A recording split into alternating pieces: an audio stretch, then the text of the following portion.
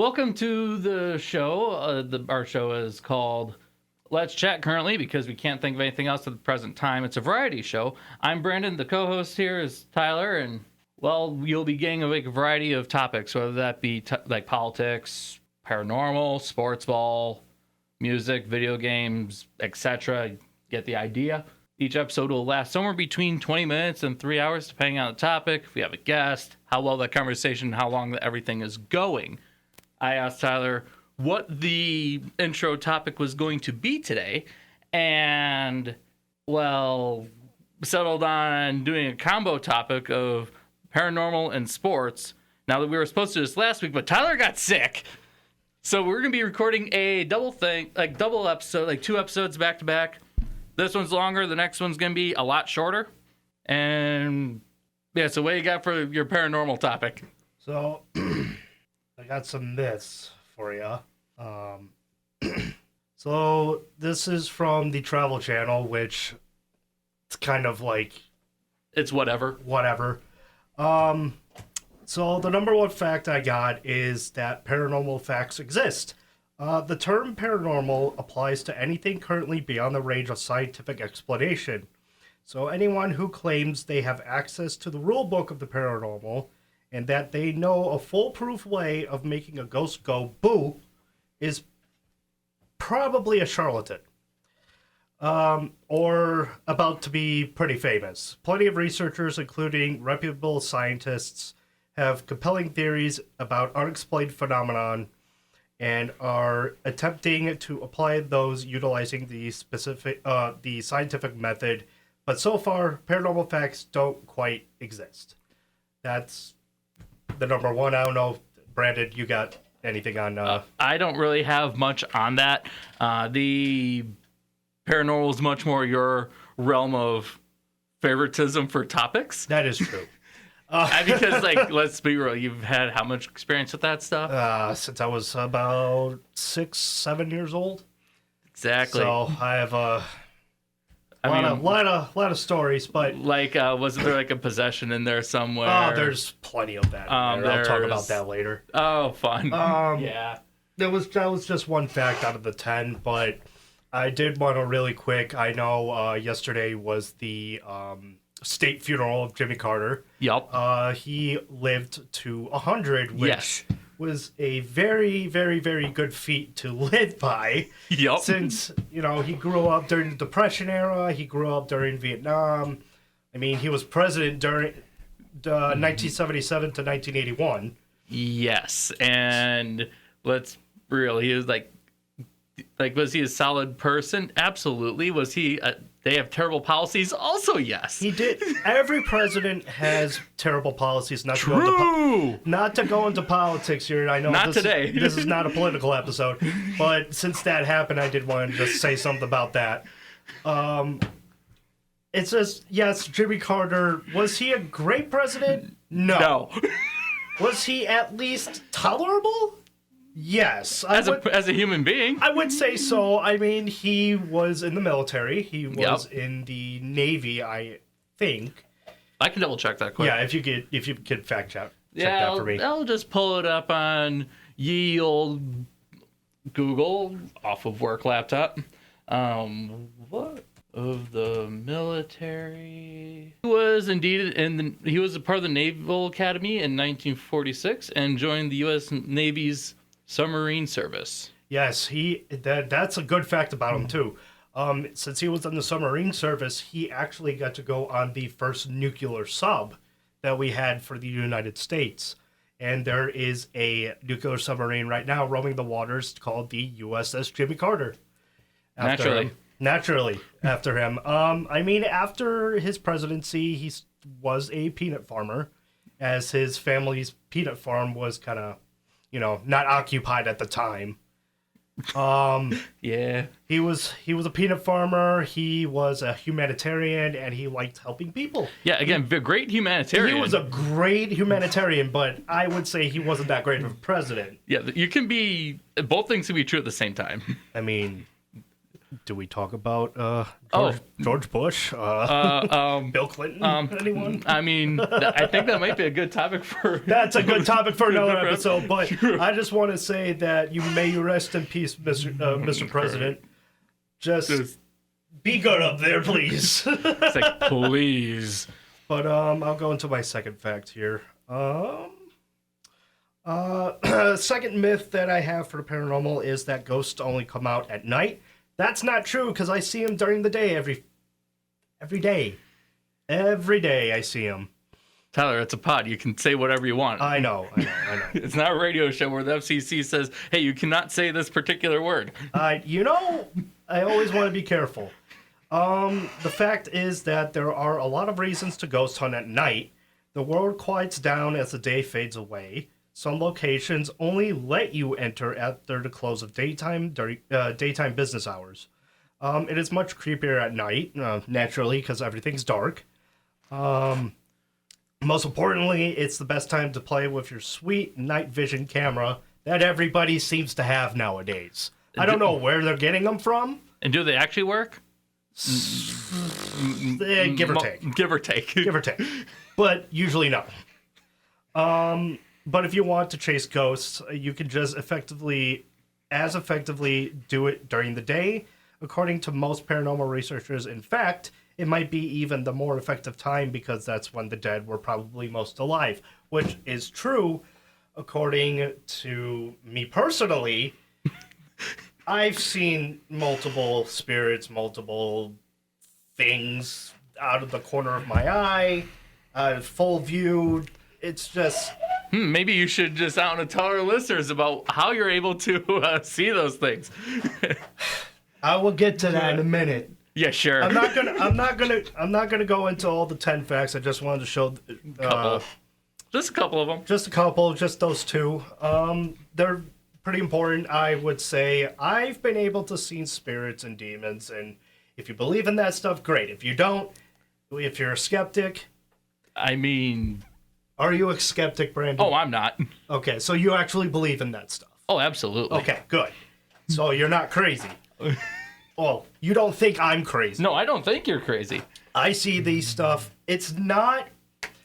Everybody thinks that mediums, people who can see spirits and everything, see them every day, every hour. That's not how this works. It's during certain times of the night. It's certain times of the day. It can... Usually it happens mostly around full moons, usually night times around the witching hour, which is... About like 3 o'clock. 3 o'clock. And during the daytime? Daytime, they come out here and there. I've seen dead family members. I've seen... Oh, God. Maybe I've seen past presidents even. I don't know. I've seen someone that looks like George Washington. Are you sure about that? I said someone that looks like him, okay. Not actually him. Okay, because I was going to say we're several hours away from that area. From Mount Vernon, yes. I know we're several miles away. Miles, hours, my dude. Miles and hours. But as long as I can remember, I would say I've been able to see these things since I was 6 or 7. My first time seeing one was in my parents' basement when I had to go down there by myself to get something. And then I just saw this. It wasn't a shadow or anything. It was more of I saw my grandfather. Because at the time, he died in 2000. So that it wasn't fresh, but it was a few years out. And now, you sure was that your grandfather, or was that potentially a demon mocking your grandfather? No, it was my grandfather. Okay. Demons didn't come into the picture until high school. I'll talk about that more here in a little bit. I just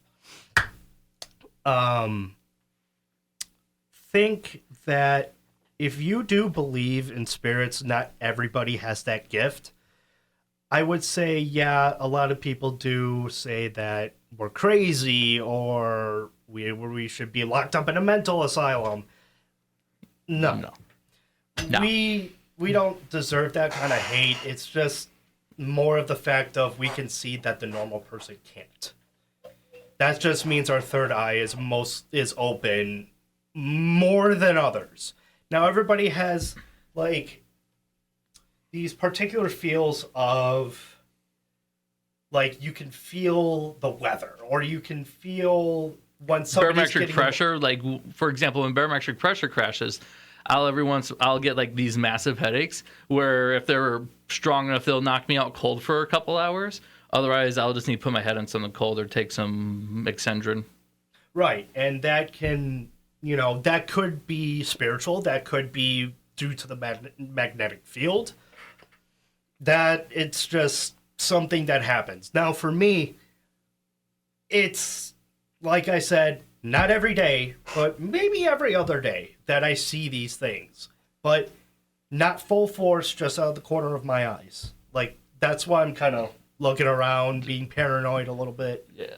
But if you have any facts you want to No, go I into... mean, I don't have any facts. I just have a few haunted locations because you wanted to talk about that stuff for sure. Yeah, go ahead. I mean, so, like, first off, let's go with a little bit of, I don't know, forecasting or foreshadowing into the future for a future episode. Where talk about the, well, you'll figure it out then. But I'm just gonna go over Newton Hutton, Ohio, or the Moravian Massacre for a little bit. The Moravian Massacre was like a town of Moravians who were also Native Americans who got slaughtered or massacred, like the entire town wiped out. It happened during the last couple of years of the Revolutionary War. There was a massacre again that down in Ohio. It's Ohio's oldest settlement and has a smidge over 1,200 citizens living there currently. And you can call it Newton Hutton Massacre or even the Moravian Massacre. In 1782, the Native Americans, whom were Moravians and stuck into the principle of pacifism, were killed. They were called the Christian Indians. Newton Hutton means huts of grace in German. The Native Moravians were moved back and forth until they were eventually tried and sentenced to death for assisting the enemy during the war. The Moravians accepted that they were just going to pray before they got killed the next day. When the Moravian population was being slaughtered, they just kind of sang hymns, prayed, didn't put up any resistance regardless of age, gender. The soldiers just killed all of them. They were buried in a burial mound. Sometimes near the mound, people can hear quiet hymns and music going on. When the fog rolls in, sometimes a small native child appears, face bloodied, black hair dripping over his face. Quiet hymns can be heard in the area, and the people who saw the child would feel intense pain in their ear. The boy would then disappear, and the fog would lift. Now, don't you have something about Native Americans and like spiritual stuff and hauntings, but things being near burial mounds? Yes. If you go to a burial mound or even a cemetery, please respect the dead. You don't want to have something come home with you and destroy all your shit. They don't want to, they don't find comfort in you desecrating their land. I mean, Whitewater has how many burial mounds? 3. And how many cemeteries? And look where the campus is located. Yeah. And how many of those buildings are haunted? Speaking of Whitewater, we can go into that now if you want. I mean, you might as well. The college me and Brandon went to, UW Whitewater, is the probably most haunted place, if not maybe the hauntest place in the city of Whitewater. It's not the most haunted place in Wisconsin. That probably belongs to the prisons that are abandoned. Whitewater has 3 cemeteries, and I'll pull that up. Right. Yeah, how many tabs do you have pulled up on your phone? What? I mean, you could be Brady and have like hundreds tabs opened up. I don't take notes. I just go on a whim here, Brandon. I mean, yeah, but I know. I know. Unscripted is the best, people. You get more extremely authentic material. Yes. So, Whitewater has 3 cemeteries. The Cavalry Cemetery, which is on the north side of campus. Oak Grove Cemetery, which is on the hill next to the Washington Elementary School. Okay. And Hillside Cemetery is adjacent to the Kravitz Lake. So that makes a triangle of basically spirits and evil. Okay. But this is also known as the Witch's Triangle. Because Witch's Tower. Yeah. So there's a water tower in Whitewater, Wisconsin, called the Witch's Tower. It is on a hill near the park. Starren Park. We don't go over there. Oh, the fence? You mean how the fence is built to keep something in? Yes. So the legend goes that the witches of Salem used some sort of underground railroad or some tunnels to get to Whitewater and to go to the water tower, which is now called the Witch's Tower, to do some rituals or do some conjuring, do some witchcraft. Now, the history goes is that there's a fence around the tower, and it's not trying to keep you out, it's trying to keep something in. And you can see that fence if you go walk down it by the park, which I have. Yes, I have multiple times. Oh, I know. Just if you ever go to Whitewater, I would say visit the cemeteries. You can visit the Witch's Tower, but just be very careful and do not try to climb in. You will get in trouble. Yeah, don't do that. Yeah, you don't want Whitewater Campus Police and Whitewater City Police coming after you. Yeah, bad idea. And then you go, like, what direction's Milwaukee? Like, hour, 45 minutes? From Whitewater or from here? No, from Whitewater. From Whitewater, it's like an hour, hour 45, something like that. Maybe hour and a half. Hour and 45, I would have to say. There you have the... It's an hour and 45. You got... You have to go east. Northeast. Yeah, and there's a haunted hotel there. There's also the extremely haunted hotel in L.A. Oh, yes, the Cecil Hotel. Yeah, you could definitely go over that. I know I definitely have notes for it, but if you want to share the notes, share the notes. Share the notes. Well, let's say it has a history of murder, suicide, demon worship, violence within the building. Lovely. Yeah, I knew that. They're like, yep. It got opened up. It got reopened up this past year. Or rather, not this past year, more like 4 years ago as an affordable housing unit. And then last year was when the property was put up for sale. And it's still been up for sale until this day. Yeah, but last year was only like 11 days ago. Yeah, 10 days ago, now going into 11. But... the Cecil Hotel has a lot of history to it. It's home to the homeless. It's home to murderers, suicides. Good old demon worship. Good old demon worship. Richard Ramirez was there at one point during his killings. Naturally. In the 70s. No, I didn't get it. I think I might have missed that somewhere. I know I got, there was the guest of W.K. Norton who took a couple of poison capsules. And in the 40s and 50s, there were a bunch of suicides in the building. In 1964, a murder occurred where the victim was also raped. The case is still unsolved. And then the 80s was the temporary home of a serial killer. So, Richard Ramirez did not stay at the Cecil Hotel. A lot of people say he was, but that he could have been mistaken for like a cult worshiper or a demon worshiper. Naturally. The sketchy places for sketchy people. Yes. If you don't know who Richard Ramirez is, a little history on him is that he was called the Night Stalker. He had a grim habit of breaking into people's homes in the middle of the night.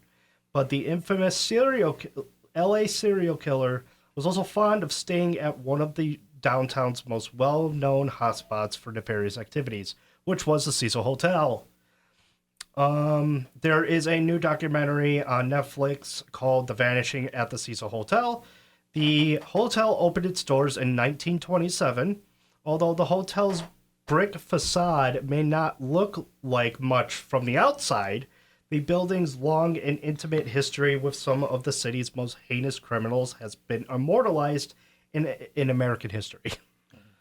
Yeah, we could talk about the mysterious death of Elisa Lam that was in 2013. 2013. Yeah, she behaved erratically, dealt with the extreme case of bipolar, was behaving erratically in an elevator. Her friend said she had similar cases when she did not take her medication.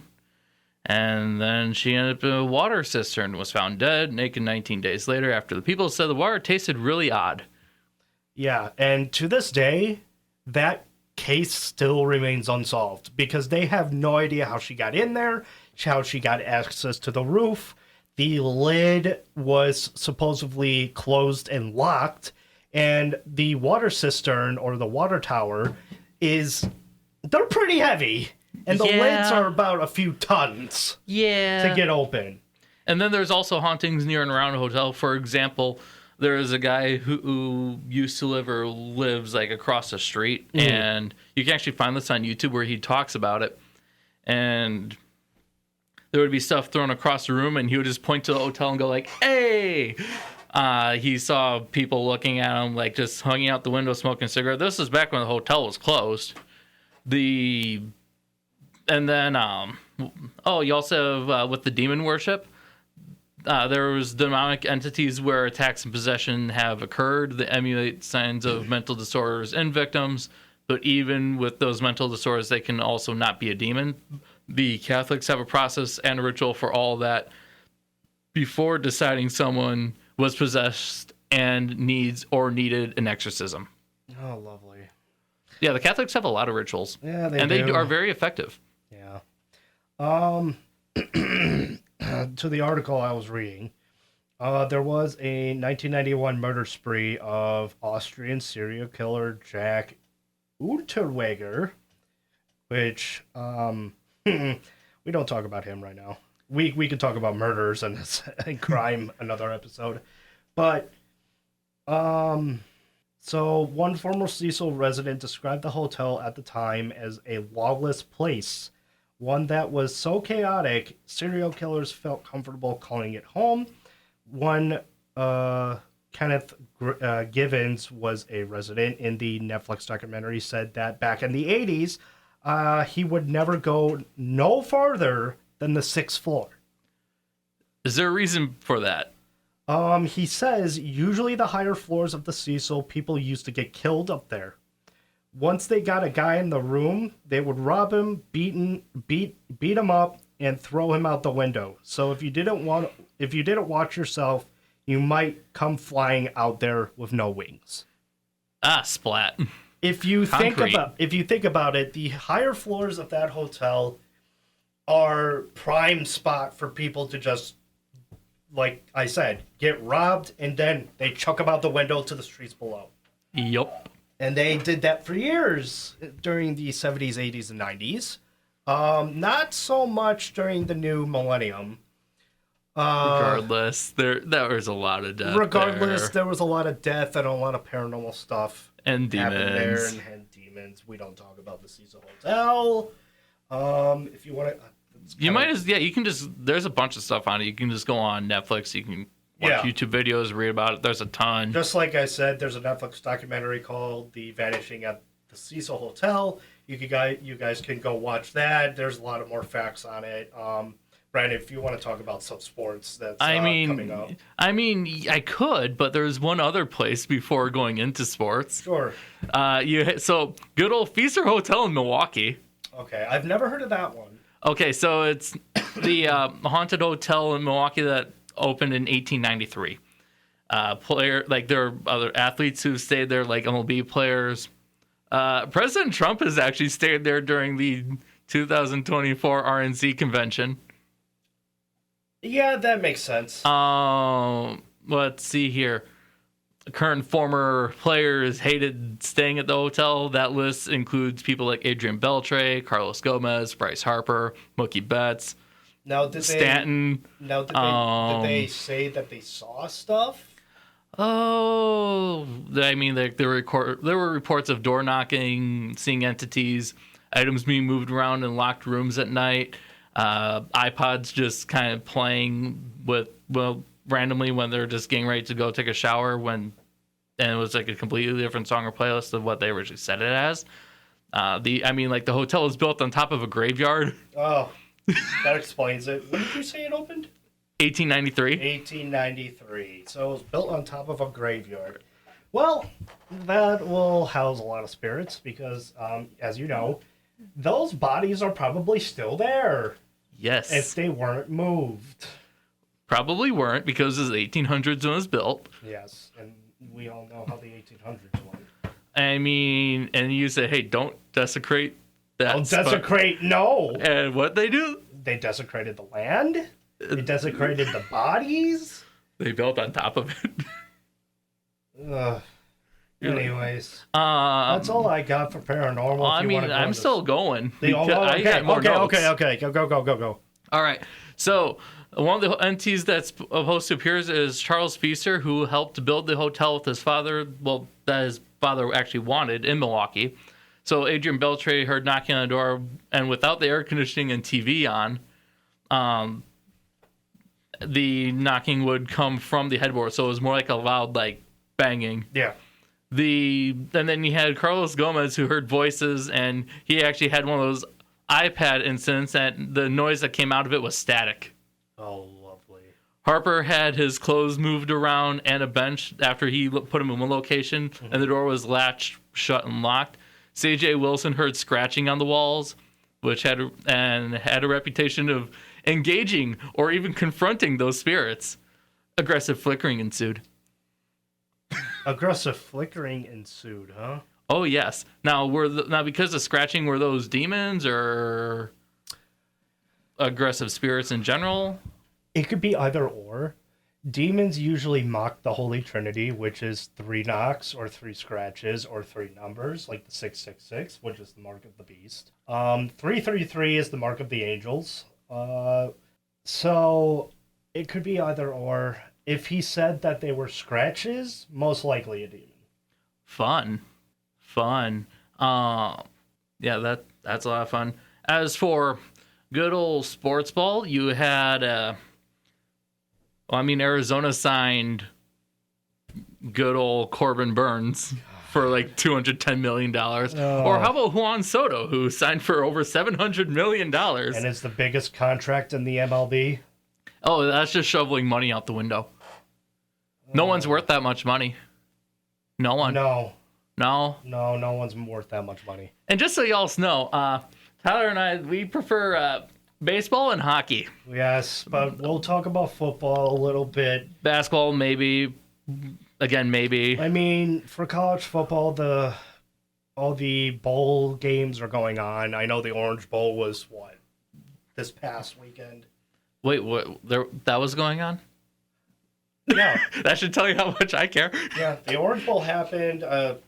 Cotton Bowl is going on. Okay. The NFL playoffs are going to start tomorrow. Well, I know that. You have Tree and Grassi. By the way, I'm working on trying to see if Grassi wants to come in to be a guest for after he moves to Wisconsin after the Super Bowl. Actually, I believe the last time he said it was actually be closer towards after the NFL draft, which is going to be held in Green Bay. I would not be surprised if he ends up calling whoever Green Bay picks. Who do you think they're going to pick? I don't know. I don't follow football. Okay. Well, let's talk about baseball and how shitty of a season the White Sox had last year. Oh, you mean how Reinsdorf is like, hey, I'm thinking about selling the team. Yeah, well, he should because he's just an old fart that doesn't know what he's doing. The White Sox record was 41-121 last year.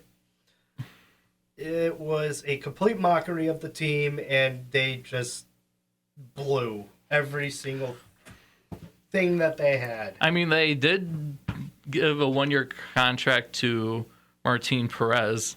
Congratulations, they gave a 1-year contract to Perez. You know what's going to happen with him? No. It's either A, his numbers are going to tank and no one's going to want him, or B, he's just going to get flipped almost immediately. Yeah. And what's really funny is they're like, we're going to cut contracts that we can't afford, when they were losing so many games where you can go get tickets for nosebleed seats for like $4 and go sit down in the front row. Yes. Yep, pretty much.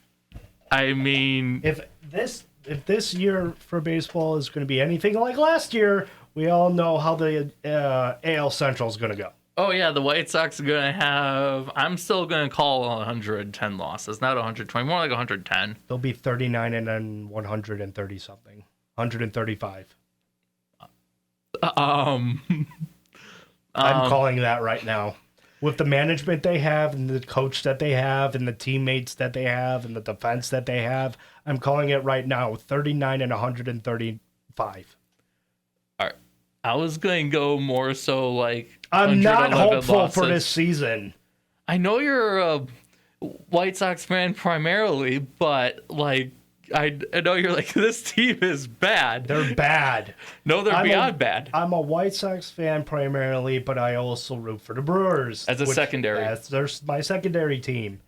A lot of people have NL teams and AL. They have like one NL team, one AL team if they follow baseball. Right. And then you have people like me who just like, I like all the small and mid-market teams for the most part. Your large market teams, like i.e. the Yankees, Dodgers, we don't talk about them. The Cubs. We also don't talk about them. I can't stand those guys. No, can't stand those guys. They're always useless in September. I wonder why. Oh, the Cubs. Well, like, so how was 2016 when you were surrounded by Cubs fans? 2016 didn't exist. Like the World Series didn't happen. I mean, though, the last year's World Series never happened. I know that'll piss off a lot of Cub fans, but I don't really care at this point. 2016 World Series didn't happen. I mean, my former manager over at Seasaki looked at the last year's World Series and said, "This is the most gay World Series I have ever seen." Yes, because it was what? Dodgers? Yankees. Yankees? But he's also a Boston fan. Yeah, that too. So, which, there's a long history between Boston and Yankee. Yes. Other than in the hockey world, you have, let's see here, because I haven't checked in a hot minute. You have the Blackhawks, who I thought they only had like 2 players. They have their captain and Connor Bedard. I thought you had said that they had like someone coming up who was he flopped. He didn't flop. They just didn't call him up. Oh, so they're basically back down to just one player then. Pretty much. Okay, so they're a one-man squad. Oh my God, they're worse than Nashville. Yeah, they're at the bottom of the league. They're also losing 4-1 to Detroit right now. Yeah. Do you have the game on at home before I came to drive you over to the studio? No, I just checked the score. Oh, that's fun. Otherwise, when you Winnipeg and Minnesota are at the top of the Western Conference Central Division. Yeah. Same thing with Dallas in the Eastern Conference side. Toronto is doing Toronto things in the regular season. Who's all the way up in the league right now? For which conference? Not just the entire league. Entire league? The best record belongs to Toronto. What's their record? 43 and 27. Yeah, 43 games played, 27 wins, 14 losses, and 2 OTLs. Which is overtime losses. Yup. I know the Blackhawks are at the bottom. Way at the bottom. You want to talk Blackhawks? No, I don't want to talk about Blackhawks. You want to talk about it? Fine. All right, so your good old Blackhawks, they have 14 wins, 25 losses, and 2 overtime losses. Yeah. And when you go into their... so their only player. By the way, he's 19, so he's damn good. He won Rookie of the Year last year. Yeah, well, I mean, like he has 26 assists, 11 goals, 37 points. Yeah, he's pretty good. In 41 games played. Like I said, there's only one player on that team, and it's Connor Bedard. There's only the one guy. There's only one guy, and it's Connor Bedard. And then, like, I'm looking at the other standings. Colorado has a 26-16 record. Dallas has a 26-13. Minnesota 26-12. Who's above the Blackhawks up for the worst team in the league? Oh, like is that Nashville? That's Nashville. Yeah, Nashville. Nashville is 13-21 with 7 overtime losses. You would think they were the last team in the NHL to win a game this year, or this season rather. Oh, lovely. I know, right? It's like they're bad. I tried watching one of their games and it was bad. And I watched a Minnesota game against St. Louis and there was a goalie goal. Can never go wrong. Goalie goals. No. One of the top highlights of last year. I think it was like number 5. Goalie goals are very rare. That's why they're always like a top 5 goal of any year. Right. Because, goalie goal. Goalie goal. And what happened was Minnesota was up by like 3. And then I think it was St. Louis. I could have been wrong on who the opponent was. But either way, I know Gus the Bus ended up with a goalie goal, and the other team pulled their goalie because they were losing by so much. And it was the end of the game. Hockey's fun. Hockey is fun. If the NFL didn't have their marketing team, they wouldn't be as popular as they are today because there's only like less than 45 minutes of actual play.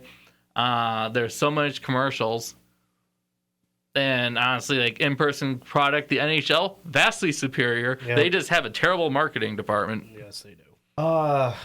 Baseball is kind of in the middle of the road. Just Manfred's an idiot. I mean, he is. We don't talk about that.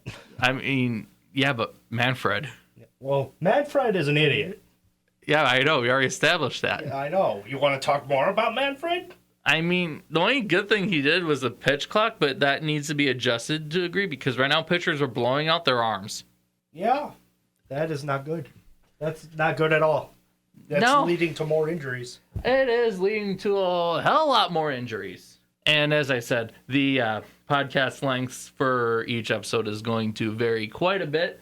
We're going to wrap up this thing and hope you enjoyed it. Tune into the one that's going to be recorded literally right after. It won't take long until I just start referring to this entire thing as the pod. Yes. Although the show is currently titled Let's Chat, it's a work in progress. Originally, I was going to put in V for variety, but then I learned that was trademarked. So I'm like, well, gotta go find something else. Well, let's move on to the next one then. I mean, that's fair. Definitely do that. One other thing before I end the recording, because yes, the thing is entirely recorded, as you couldn't tell. Record Friday nights at like 7:30. Roughly around that time. Yeah, there's a little bit of setup time. For guests I'm trying to get in, there's like one guy I work with. You got Pastor over at Glenwood. Then you also have, I'm trying to get Grassi in. If we talk more sports during the baseball season, I could get my dad here too, if I really wanted to. Is that really necessary though? I mean, if you want another White Sox perspective, it's just another perspective. It just doubles up. Yeah.